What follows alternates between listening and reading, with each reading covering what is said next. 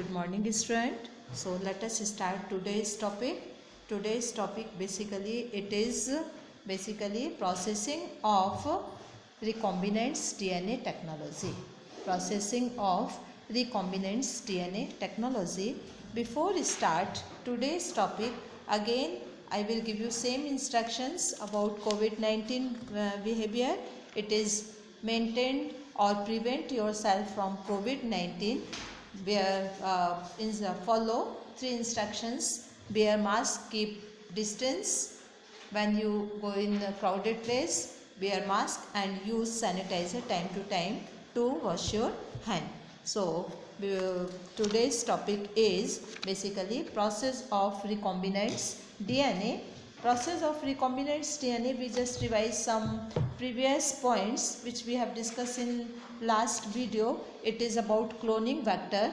In cloning vector you have read the components of cloning vector which is present in cloning vector. It should be origin of replication. Origin of replications are important factor, or it is important or specific sequence of DNA which help in replications. When here we use any DNA particles or piece of DNA linked in this sequence, it will be replicate within a host cell. Secondly, selectable marker.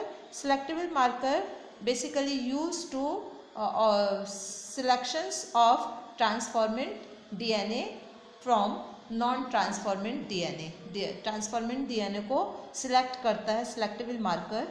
In E. coli there is no selectable marker, but in cloning vector or artificial vector there are many selectable marker. ठीक है, वो selectable marker कौन कौन से हैं? Amplicillin,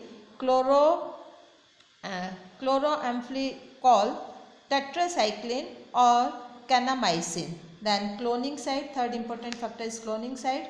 Then you have read vector for cloning genes and plant and animal. Plants और animal के लिए कौन कौन से vector use कर सकते हैं? These all points was previous video we have discussed. Now today's process of recombinant DNA technology. So there are so many steps which we have doing to DNA technology. First one is isolation of genetic material.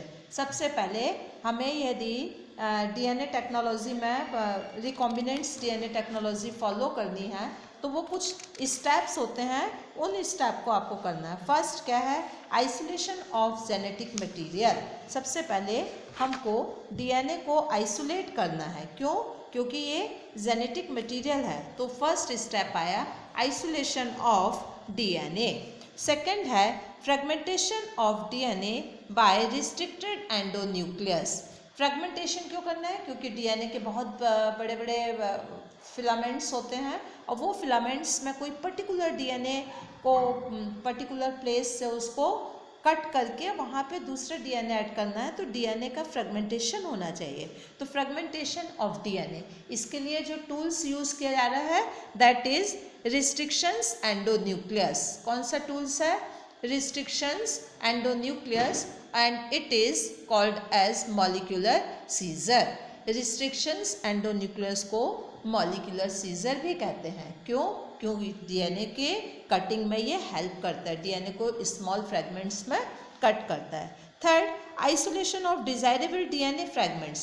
अब जो DNA का part हमको चाहिए है वो desirable DNA है, उसको क्या करना है? आइसोलेट कर लेना है. ठीक है, अलग कर लेना. उसके साथ और भी DNA होंगे तो उन सबको अलग करके और डिजायरेबल DNA का पार्ट लेना है. फोर्थ स्टेप है amplification of the gene of interest. Amplification terms अपने आप में एक बहुत इंपॉर्टेंट टर्म्स है. It is called as PCR method. PCR और पॉलीमरेज चेन रिएक्शन. PCR का नेम क्या है? Polymerase chain reaction. और ये बायोटेक्नोलॉजी में और DNA टेक्नोलॉजी में एक इम्पोर्टेंट फेज़ है, इम्पोर्टेंट स्टेप है. इस स्टेप में स्पेसिफिक DNA को एम्प्लीफिकेशन करते हैं, मतलब उसके बहुत सारे सेगमेंट्स कर दिया जाता है, बहुत सारे उसको डेवलप कर लिया जाता है, क्लोनिंग कर ली जाती है। एम्प्लीफिकेशन मतलब उस पर्टिकुलर पीस की कॉपी तैयार कर लेना। ये कॉपी किसके थ्रू हो रहा है? एम्प्लीफिकेशन प्रोसेस के through. It is called as PCR method.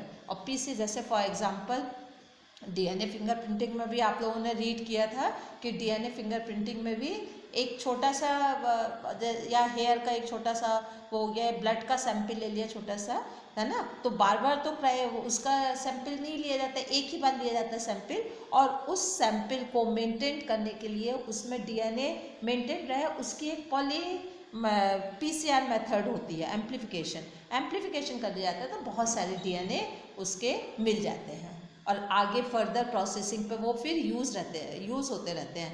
Accused का बार बार DNA लेना पॉसिबल नहीं है। तो ये PCR मेथड है। PCR के बाद नेक्स्ट आता है ligation of DNA fragments into a vector.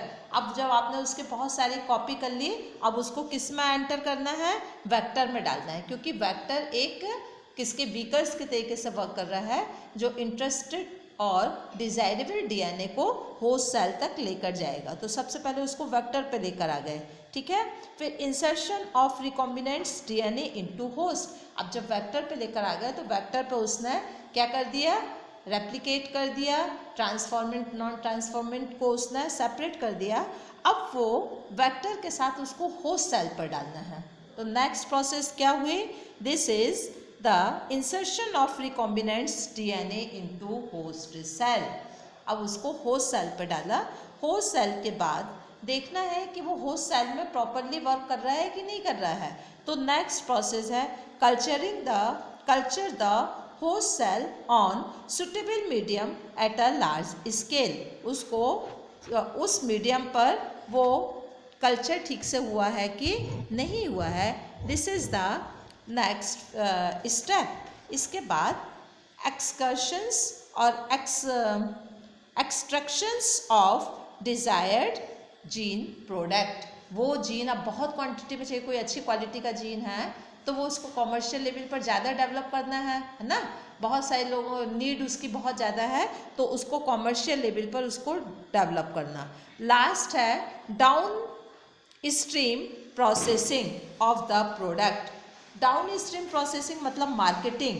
ये इसके आगे कॉमर्शियल लेवल पर मार्केटिंग कैसे हो उसको भी DNA टेक्नोलॉजी का वो भी एक एम है। ये नहीं कि कोई चीज़ बना के रखते जा रहे हैं, यदि उसका यूज़ नहीं होगा तो वो DNA टेक्नोलॉजी वहाँ पर क्या है? फेलियर है।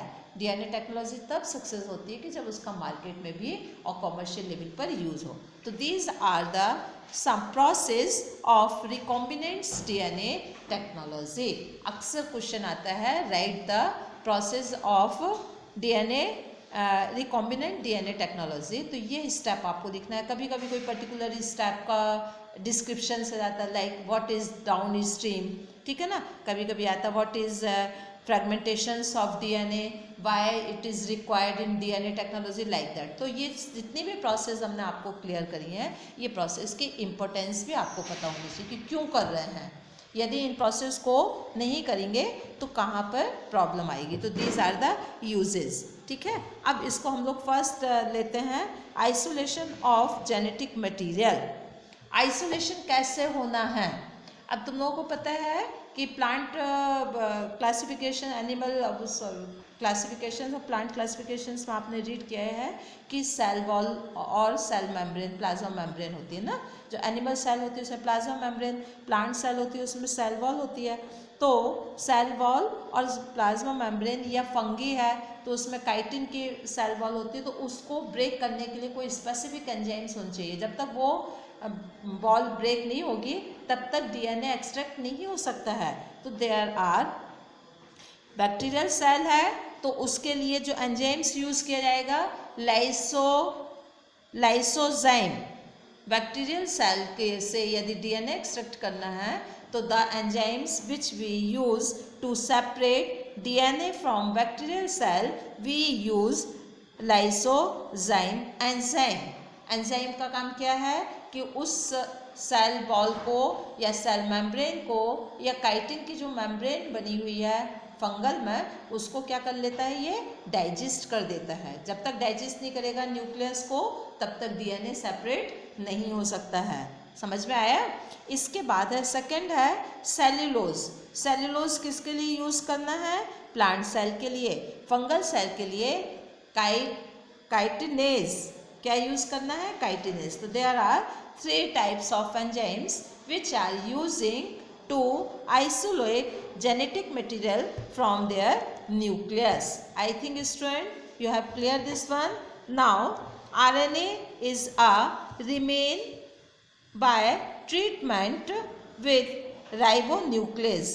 RNA को यदि हमें सेपरेट करना है, जो प्रोकैरियोटिक सेल है तो उसमें RNA होगा, है ना। प्रोकैरियोटिक सेल में RNA या DNA कोई एक होगा, है ना। तो यदि RNA को सेपरेट करना है तो उसके लिए राइबोन्यूक्लेज एंजाइम का यूज़ करना होगा। समझ में आया? तो there are different type of enzymes which are uses to separate DNA from their cell और न्यूक्लियस। क्लियर? तो ये कौन कौन से एंजाइम्स है आपको क्लियर हो चुके हैं। इसमें प्रोटीएज एंजाइम्स का भी यूज़ होता है जब लेयर प्रोटीन की बनी होती है। ठीक है? तो एज तुम लोगों को पता है ना कि एंजाइम्स को मैं हमेशा एज ये वर्ड आता है ना। ये वर्ड एंजाइम्स को शो करता है और जो वर्क करता है उसी के अकॉर्डिंग उसका नॉमेनक्लेचर होता है।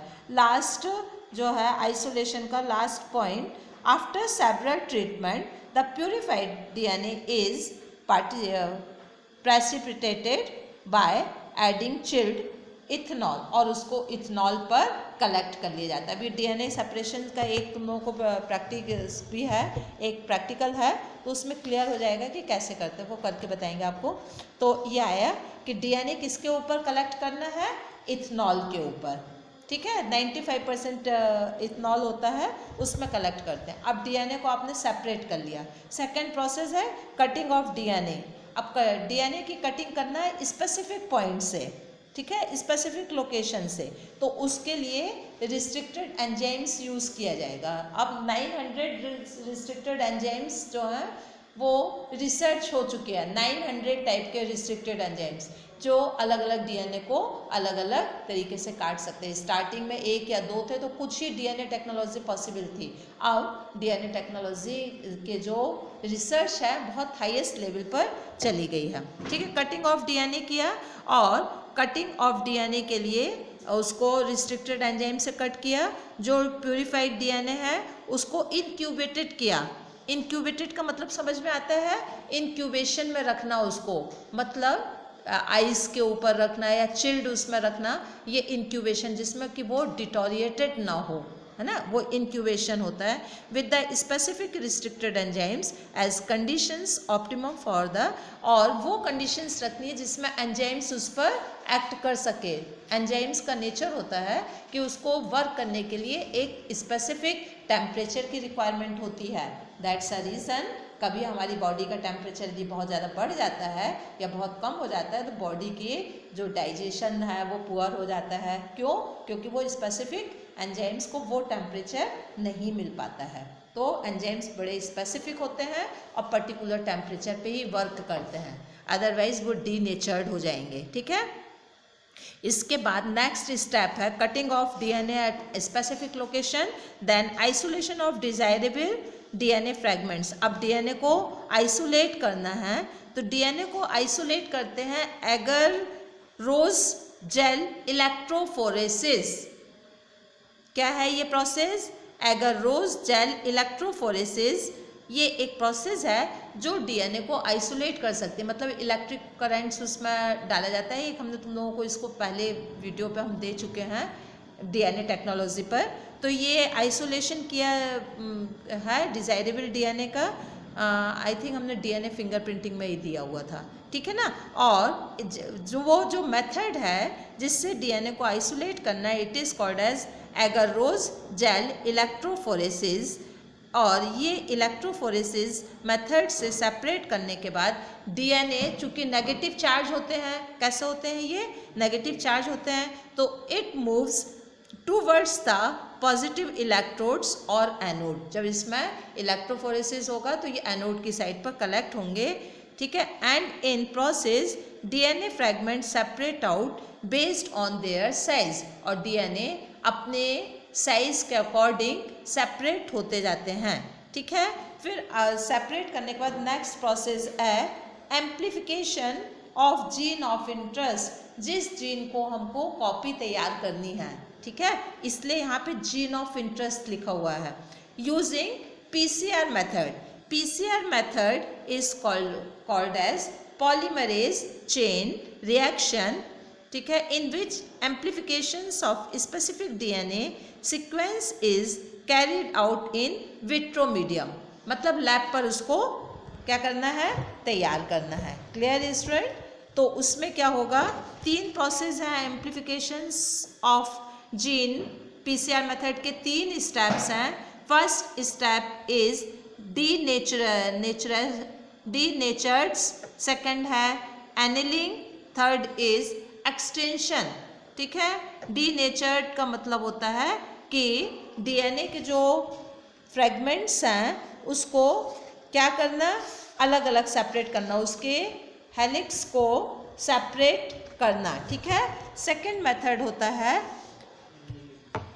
डीनेचर्ड में the double standard DNA is denatured by subjecting it to high temperature, 94 degree Celsius तक उसको गर्म करते, डिग्री सेंटीग्रेड तक उससे गर्म करते हैं, और इतने गर्म करने पर उसके जो डबल हेलिक्स जो स्ट्रक्चर है वो क्या हो जाएगा, सेपरेट हो जाएगा। इसको 15 सेकेंड तक करना है तो सिंगल स्ट्रैंड्स फॉर्म हो जाएगा। It is called as denatured. The second term है एनिलिंग। एनिलिंग का मतलब होता है 2 set of primers are added which anneal to be the 3 orientations of each separate strands. Primers act as a initiation of replications. इसमें 2 strands मिलेंगे और वो 2 strands एक प्राइमर की तरीके से वर्क करेंगे, ठीक है। This is called as annealing. Third is extension. Extension में कॉपी बननी है। एक्सटेंशन प्रोसेस क्या है, DNA polymerase extract the primer by adding nucleotides complementary to the templates provided in a reaction. complementaries form होगा, एक डीएनए का एक primer मिल चुका है, ठीक है, एक डीएनए का एक स्ट्रैंड मिल चुका है, उससे ही उसका कॉम्प्लीमेंट्री स्ट्रैंड तैयार होगा। This is called as extension. तो ये 3 प्रोसेस, इसमें 3 स्टेप हैं। First, DNA polymerase extend the primary by adding nucleotide complementary to the template provided in a reaction. Second, thermostable DNA polymerase, एक इसमें एंजाइम्स जो use होता है, this is called as Taq polymerase, जो कि high temperature पर, वो enzymes जो कि हाई टेम्परेचर पर वर्क कर सके। ज़्यादातर एंजाइम्स टेम्परेचर सेंसिटिव होते हैं, हाई टेम्परेचर पर वो डीनेचर्ड हो जाएंगे, अपना वर्क नहीं करेंगे। लेकिन पीसीआर मेथड में वो थर्मोस्टेबल पॉलीमरेज एंजाइम्स को यूज़ किया जाता है। और ये कहाँ से मिल रहा है, ये मिलता है एक पॉलीमरेज, टैग पॉलीमरेज एक वायरस है, बैक्टीरिया है, उससे इसको लेते हैं, ठीक है, जो हाई टेम्परेचर पर भी रह सकता है। हाई टेम्परेचर बैक्टीरिया से इस एंजाइम्स को क्या एक्सट्रैक्ट किया जाता है, निकाला जाता है। कौन सा है, टैग पॉलीमरेज। लास्ट क्या है, दिस स्टेप आर रिपीटेड, और इस स्टेप को कई बार रिपीट किया जाएगा। मैनी कॉपी लेने के लिए बहुत सारी कॉपी फॉर्म होनी है ना, तो इसको कई बार रिपीट किया जाएगा। This is PCR method. PCR method का एनसीईआरटी में बहुत अच्छे से एक डायग्राम दिया हुआ है, आप लोग इसको निकाल सकते हो। दिस वन पेज नंबर 202 पर से, this is PCR method. First method is denatured, second is annealing, third is extension, और बाद में एक्सटेंशन के बाद 30 साइकिल इसकी यूज़ की जाती है। बहुत सारी copy, billions 1 billion time copy उसको एम्पलीफाइड कर दिया जाता है, मतलब उसकी कॉपी तैयार की जाती है। कौन सी, इंटरेस्ट ऑफ डीएनए, जो डीएनए रिक्वायर्ड है। Clear student? So this is called as PCR method. अब पीसीआर मेथड से बहुत सारे डीएनए मिल गए, उसके बाद आएगा कि उसको अब ऐड करना है, लिगेट करना है, जोड़ना है डीएनए में. This is called as ligation of DNA fragment into the vector. DNA के फ्रैगमेंट्स को अब वेक्टर पे डालना है. वेक्टर पे नहीं डालेंगे तो ये डीएनए जो होस्ट सेल पे कैसे आएगा, तो उसको वेक्टर पे लेके आना है. ठीक है, तो फिफ्थ स्टेप है ligation of DNA fragments into a vector. इसमें क्या मेथड करनी है, the vector DNA and source DNA are cut with the same endonuclease to obtain sticky end. मतलब जो एंडोन्यूक्लियस होता है, रिस्ट्रिक्टेड जो एंजाइम्स होता है, उससे दोनों को कट करते हैं. एंड फिगर वाला आप लोग निकाल लीजिए ज़रा सा, पेज नंबर 196, पेज 196 निकालो. और इसमें फिगर 11.1 दिया हुआ है, मिला सबको. 11.1 में ये लिगेशन प्रोसेस है, कैसे रिकॉम्बिनेंट्स डीएनए को होस्ट सेल पर डालना है. ठीक है, तो दो फिगर्स दिए हैं 11.2, 11.1. बायोटेक्नोलॉजी में दोनों प्रोसेस यूज होंगे. It is called as ligation of aliens DNA into vector and vector से होस्ट सेल. तो एक वेक्टर डीएनए बना हुआ है जो रेडिश जैसे कलर का है और ब्लैक कलर का फॉरेन डीएनए है. वेक्टर डीएनए वो डीएनए है जो कि वेक्टर को लेकर जाएगा, और फॉरेन डीएनए वो डीएनए जो हमें ऐड करना है. समझ में आया. तो यहाँ पर दोनों को एक ही सीजर से कट करेंगे, क्योंकि एक सीजर से कट नहीं करेंगे तो उसके स्टिकी एंड नहीं मिलेंगे. तो there is required to use same molecular scissor. एक एंडोन्यूक्लियस से दोनों को कट करना है. वो पैलेंड्रोमिक न्यूक्लियोटाइड सीक्वेंस को चेक करके कट करेगा. और तुम देख रहे हो सेकंड फिगर में दोनों इस तरीके से कट किए हैं कि आसानी से इसके जो उसका एंड है उससे वो अटैच होकर एक सिंगल बना लेंगे. और थर्ड स्टेप है रिकॉम्बिनेंट्स डीएनए. ठीक है, ये रिकॉम्बिनेंट्स डीएनए फॉर्म करना है किसके थ्रू, कौन सा, एलियंस और फॉरेन डीएनए को वेक्टर डीएनए में ऐड करते हैं. ठीक है, तो ये इसका एक फिगर 11.2 भी देखो, ये भी उसी तरीके से है. तो दो प्रिकॉशंस रखने हैं कि इसकी मॉलिक्यूलर सीजर कैसी होनी चाहिए, सेम होनी चाहिए. तो this is called as ligation of DNA fragments into a vector. इसके बाद नेक्स्ट आता है insertion of recombinants DNA into host cell. Insertion करना है, उसको होस्ट सेल पर डालना है ना. होस्ट सेल पर डालने को ही इंसर्शन कहेंगे. Insertion of recombinants DNA into host cell. After that culturing the host cell. उसको देखना है कि वो वर्क कर रहा है कि नहीं कर रहा है. होस्ट सेल में वर्क कर रहा है तो ये पूरी प्रोसेस क्लियर हो गई. ठीक है, अब एक्सट्रैक्शंस. अब इसके बाद वर्क करने के बाद उसको हम कॉमर्शियल यूज़ कर सकते हैं कि नहीं कर सकते. It is called as extractions of desired gene product. इसमें उसको एक्सट्रैक्ट करना है. और लास्ट जो प्रोसेसिंग है, this is downstreaming processing. Downstreaming processing क्या कहती है, all the process to which the product is subjected to before being marked और finished product are called downstream processing.